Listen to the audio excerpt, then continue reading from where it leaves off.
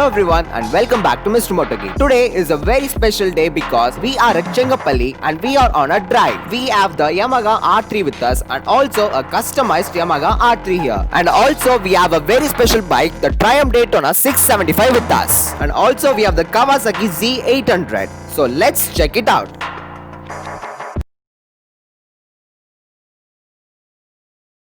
Right now the time is around 7:45 AM and we are departing from Coimbatore to Chengapalli, and let's start the ride.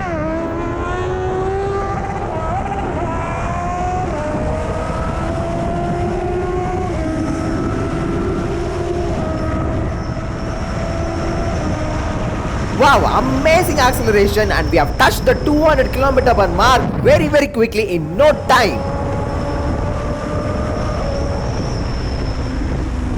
So the total distance to Chengapalli from Coimbatore is around 65 kilometers, which would take you around approximately 45 minutes, I guess, during these morning hours.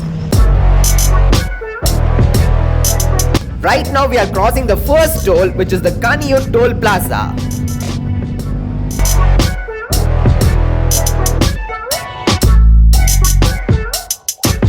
So in this drive we have 4 super bikes in total. We have a Triumph Daytona 675, a Yamaha YZF R3, a Kawasaki Z800 which you are currently riding now, and a customized Yamaha R3.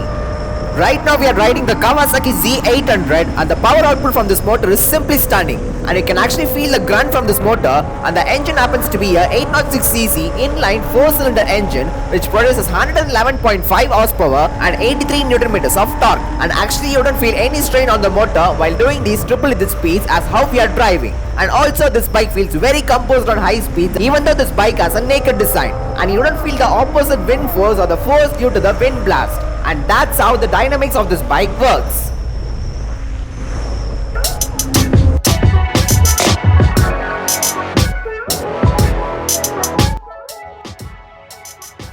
Right now the bike which overtook us happens to be a Triumph Daytona 675 and a Yamaha YZF R3, and honestly both these bikes are extremely good while driving on highway conditions like these and would feel extremely stable on high speeds. The suspension setup of this Kawasaki Z800 is extremely amazing. At the front you get 41mm inverted forks with rebound damping and adjustable preload spring, and at the rear you get bottom link gas charged with stepless rebound damping and preload springs. So while going over the expansion joints, the shocks are absorbed really well and ride quality is simply phenomenal.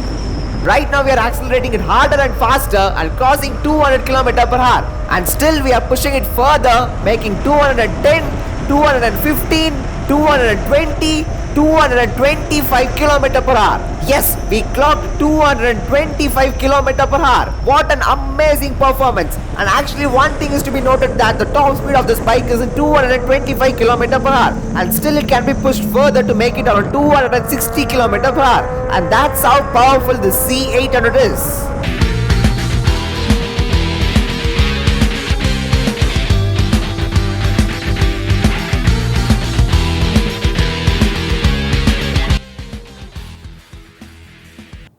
And the bike which is in front of us is a Triumph Daytona 675R, which is an amazing super bike. And talking about its specs, that bike has a 675cc inline 3-cylinder engine which produces 118.5 horsepower and 17 Nm of torque. And since that bike weighs just 189 kgs, the power to weight ratio is very high, and the performance of the bike is on next level and can do top speeds of around 265 km per hour.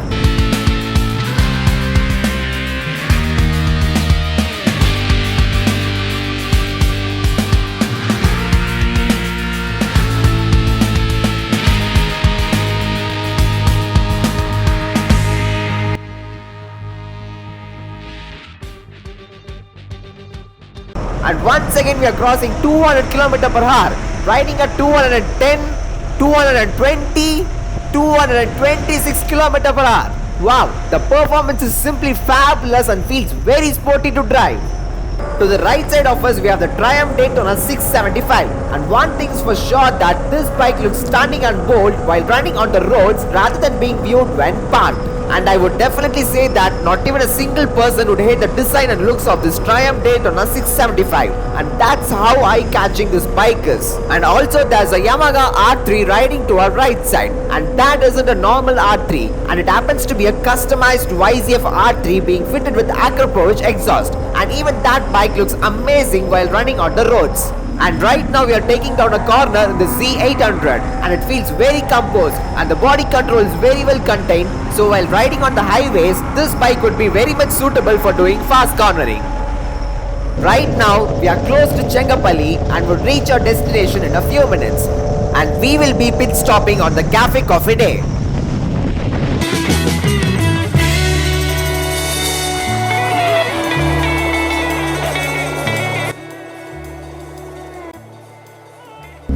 Yes, finally we have arrived at our destination, and we are at Cafe Coffee Day in Chengapalli, and right now the time is around 8:15 am, and we departed from Coimbatore approximately around 7:45 am. So to reach a distance of around 65 kilometers, we took a time of around half an hour. So let's park our bikes and get inside Cafe Coffee Day. And right now we have 3 bikes with us, and another Yamaha R3 would also reach our destination soon. And we let the bike to run on idle for some time, and we are doing this because the engine had to warm down, and turning off the engine would increase the oil pressure and would result in wearing and causing severe damages in the parts of the bike.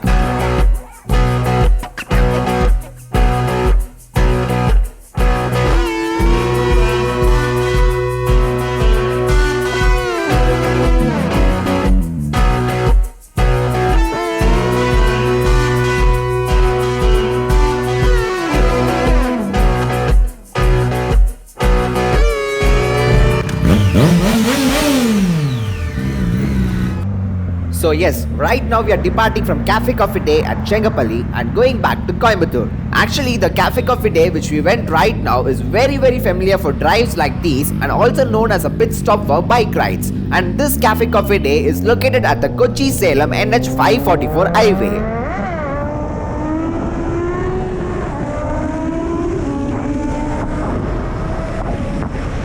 So today we had thoroughly enjoyed our day and had a very good time, and also I hope that you guys would have also enjoyed it by seeing this video. Right now we are going back to Coimbatore, and currently the time is around 9 am, and to reach Coimbatore I think it would take around 45 minutes, but still it is not possible to predict the traffic conditions, and I would get a clear view of it only when I reach the outskirts of Coimbatore.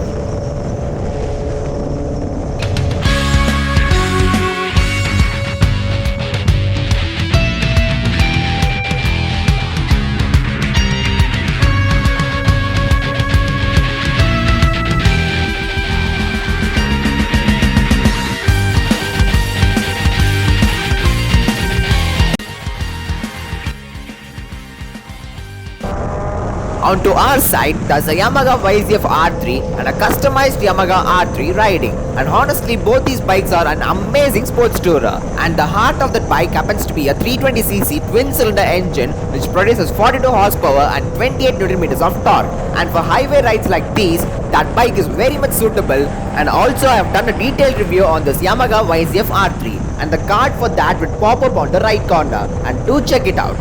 So right now the distance to Coimbatore would be around 30 kilometers I guess, and before reaching Coimbatore let me share some riding tips, and these tips would be really helpful while going on long drives. So first thing to be checked is your seat cushion and comfort.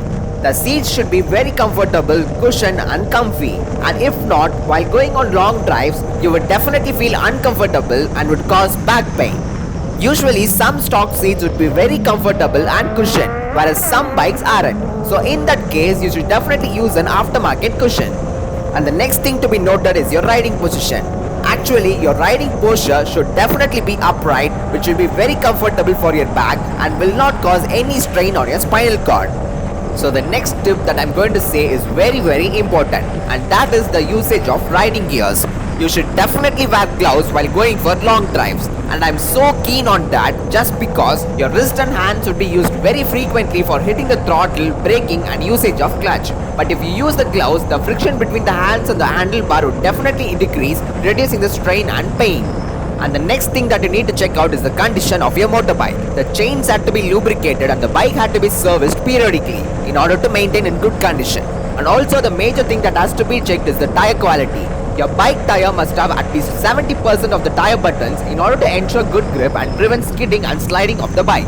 And also mostly make sure to check the pressure levels of the tire and fill nitrogen instead of air, as the right quality would be bouncy on high speeds if you pump in air, whereas when pumping nitrogen you would never feel the bounciness on right quality.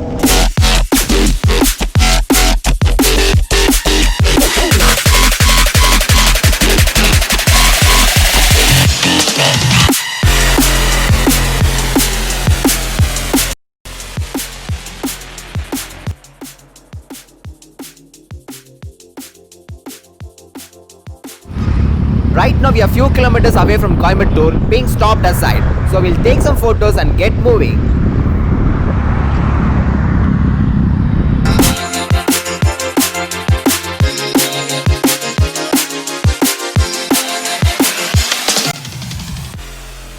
So finally the ride is going to get over in a few moments, so one last pull.